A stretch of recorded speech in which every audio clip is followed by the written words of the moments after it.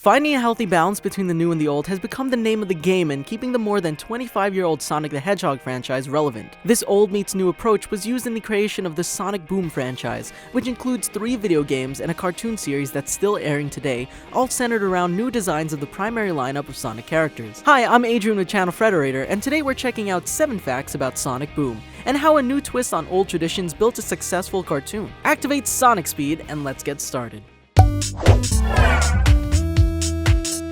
Sonic Boom's far from the first cartoon based on Sonic the Hedgehog. That honor goes to 1993's The Adventures of Sonic the Hedgehog, which aired essentially at the same time as another Sonic cartoon shown on Saturday mornings, simply called Sonic the Hedgehog. This show featured crude, exaggerated animation similar in style to Looney Tunes, while its counterpart had a darker, grittier, but still pretty cartoonish look. Later, in 2003, Sonic X was done in a Japanese anime style, and before that, Sonic Underground aired in 1999, with a look similar to the Saturday morning Sonic the Hedgehog show. Underground has a notable connection to Sonic Boom. Both series are co-produced by animation studios based in France. We Do Productions, the team behind Sonic Boom, also produced the 2015 computer-animated Alvin and the Chipmunks series. As you probably either knew or assumed, computer animation is hard. Each episode of Sonic Boom takes in total 18 months to create, and lines of dialogue are recorded by its cast of voice actors over a year in advance of its release. But don't tell Sonic how long this show takes to make. You're too slow! The unique set of challenges behind computer animation also means that locations are used conservatively throughout the show, since each one has to be created from scratch, meaning that it's easier to place characters in an existing location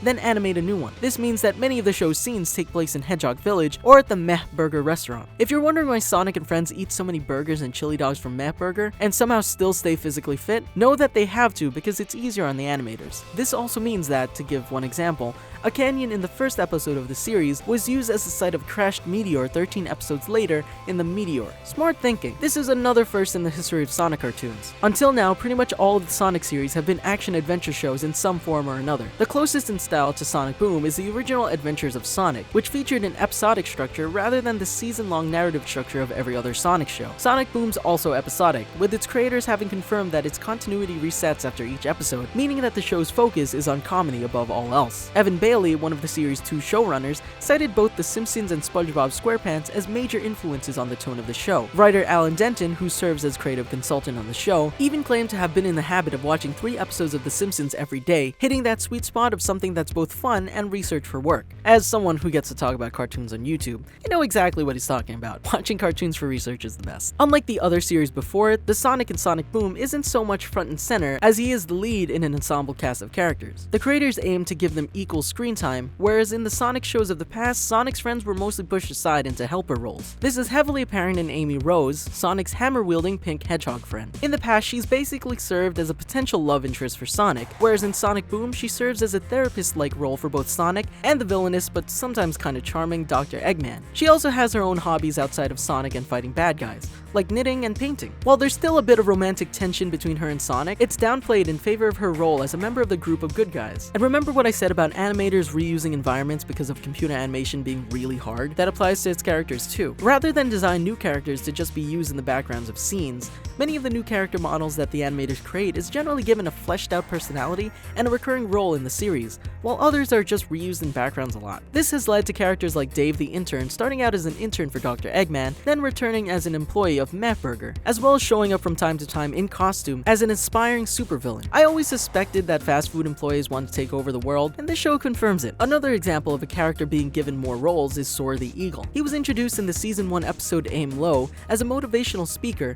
but was essentially recycled as a newscaster who has recurring appearances throughout the show. When creating a new character for the stories, the writers don't specify series unless it has an impact on the show. Instead, they let the animators decide what a character should look like. If you're wondering why Dave the Intern is a nutria, not a beaver but a similar looking animal, know that it was up to the animators to design him that way, and has no impact on the plot. Sonic shows of the past have always shared certain elements with the video games released alongside them. For example, there are the characters as well as the location like Planet Mobius, which is the setting of the first 2 Sonic shows, and also popped up in the pinball game Sonic Spinball. While this is essentially just an Easter egg, Sonic Boom was developed as a franchise and has a shared continuity with the 3 Sonic Boom video games released in the same universe. So much so that a timeline can be made that includes each video game and both seasons of the show. show. This means that the voice actors for the principal characters are the same in all versions of Sonic Boom, and the locations are consistent between the show and video games. In fact, they share the same island setting, albeit with a slightly altered name. The island on which the series takes place is never named in the show, but is known to be called Seaside Island throughout 2 of the Sonic Boom games. In scripts for the show, it's simply called The Island.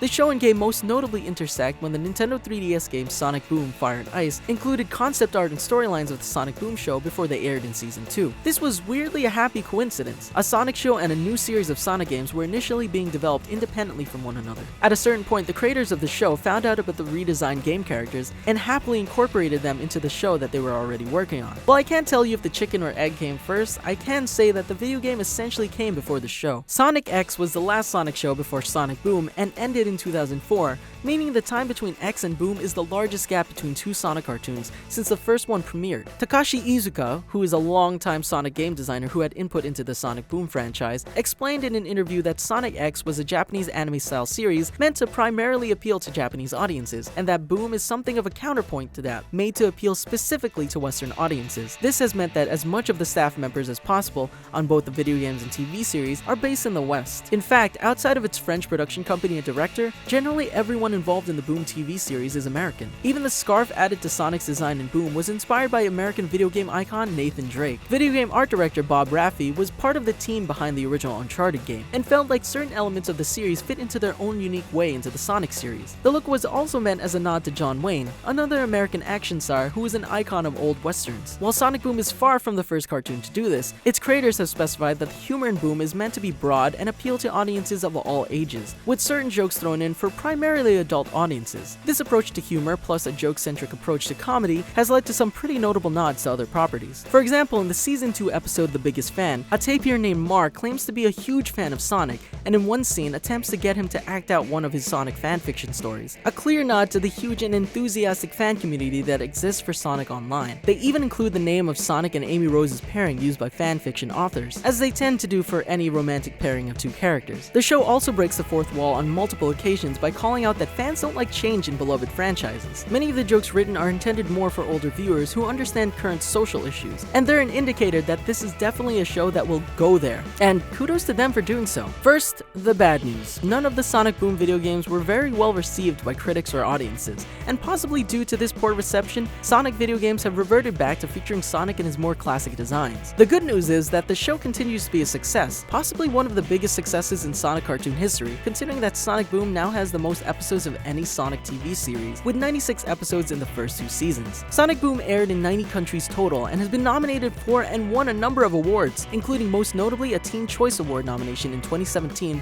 for Best Animated Series. A poll in 2015 determined that Sonic himself had a high familiarity rating of 71% with males between 6 and 8 years old, with the show's popularity being credited as part of the reasoning behind this. Also in 2015, Sonic ranked as the #1 or #2 show for its time slot with boys 6 through 11, as well as kids 9 through 14, according to data gathered by Nielsen. So the show is clearly doing well, and currently a 3rd season is heavily rumored, but not officially confirmed by the team behind the show. So if you prefer your hedgehogs to not just run really fast, but make wisecrack jokes and get into trouble from time to time, you may be in luck. Once again, I'm Adrian, and thanks for watching 7 Facts About Sonic Boom. What's your favorite thing about this show? Did we miss anything? Let us know in the comments below. We upload videos every day, so make sure to check out our other videos and subscribe to channel Frederator. Don't forget to click that bell icon to become part of the notification squad. And remember, Frederator loves you.